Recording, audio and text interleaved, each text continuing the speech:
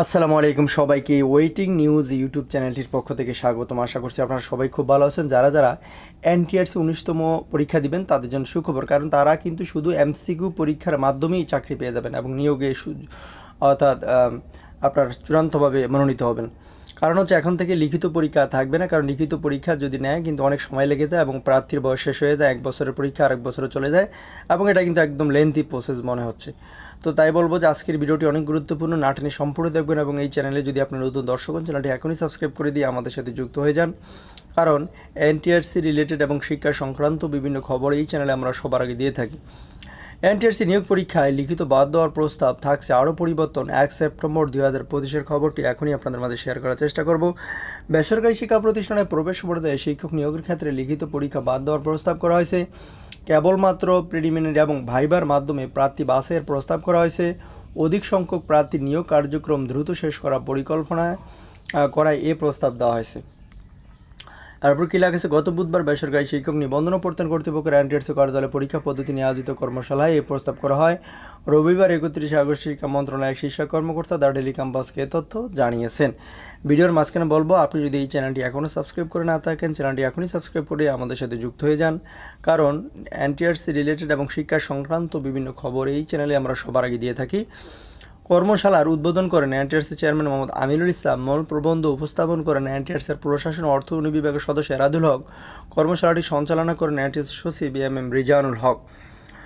নাম অপ্রকাশিত রাখার শর্তে মন্ত্রণালয়ের কর্মকর্তা আরও বলেন, এনটিআরসি নিয়োগ পরীক্ষায় 15 থেকে 20 লাখ প্রার্থী আবেদন করে থাকেন। বিপুল সংখ্যক প্রার্থীর লিখিত পরীক্ষা না হলে খাতা মূল্যায়নে দীর্ঘ সময় লাগবে। সেজন্য কেবলমাত্র এমসিকিউ পদ্ধতিতে মূল্যায়নের প্রস্তাব করা হয়েছে। ওএমআর শিট মূল্যায়ন করতে সময় লাগে না, ফলে দ্রুত প্রার্থী বাছাই করা সম্ভব হবে।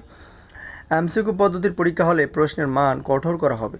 3 বিভাগের জন্যই 100 সাবজেক্টিভ এবং 100 জেনারেলে চিন্তা স্কুল, কলেজ, মাদ্রাসা এবং কারিগরি 3 বিভাগের জন্যই 200 নম্বরের পরীক্ষা প্রস্তাব করা হয়েছে। যদিও স্কুল, কলেজে এবং কারিগরিতে 100 নম্বর সাবজেক্টিভ এবং 100 নম্বর জেনারেল এবং মাদ্রাসার জন্য 140 নম্বর সাবজেক্টিভ এবং 60 নম্বর জেনারেল করার প্রস্তাব করা হয়েছে। তবে এভাবে বিভাজন করলে বৈষম্য তৈরি হতে পারে বলে মনে করছেন শিক্ষা মন্ত্রণালয়। এজন্য 3 বিভাগের জন্য নম্বর প্যাটার্ন একই রাখার চিন্তা করা হচ্ছে। এই বিষয়ে শিক্ষা মন্ত্রণালয়ের কর্মকর্তা দ্য ডেইলি ক্যাম্পাসকে বলেন, পরীক্ষা পদ্ধতি নিয়ে আলোচনা অনেক ধরনের প্রস্তাব করেছেন। স্কুল, কলেজ এবং কারিগরির জন্য একই রকম, আবার মাদ্রাসার জন্য আরেক রকম। 3 বিভাগের জন্য পৃথক পদ্ধতি করা হলে এক প্রকার বৈষম্য করা হবে। সেজন্য আমরা 3 বিভাগের জন্য একই রকম পরীক্ষা পদ্ধতি নিয়ে ভাবছি। সামনে এনটিআরসি বোর্ড সভায় বিষয়টি নিয়ে আলোচনা করা হবে। পরবর্তীতে মন্ত্রণালয়ের সভায় এটি চূড়ান্ত করা হবে। যুক্ত হতে পারে ভাইবার নম্বর। এনটিআরসি নিবন্ধন পরীক্ষায় কখনোই প্রার্থীদের ভাইবার নম্বর যুক্ত করা হয়নি। প্রথমবারের মতো ভাইবার নম্বর যুক্ত করার উদ্যোগ নেওয়া হয়েছে। যদিও বিষয়টি এখনও চূড়ান্ত হয়নি, তবে যেহেতু নিবন্ধনের পরবর্তীতে নিয়োগ পরীক্ষা আয়োজন করা হবে সেহেতু ভাইবার নম্বর যুক্ত করার ব্যাপারে ইতিবাচক শিক্ষা মন্ত্রণালয়। এছাড়া পরীক্ষা একটি ধাপ কমে যাওয়ায় ভাইবার নম্বর যুক্ত করা হতে পারে। তো যাই হোক, আশা করি বুঝতে পেরেছেন। আপনাদের প্রতি শুভকামনা থাকবে। আসসালামু আলাইকুম।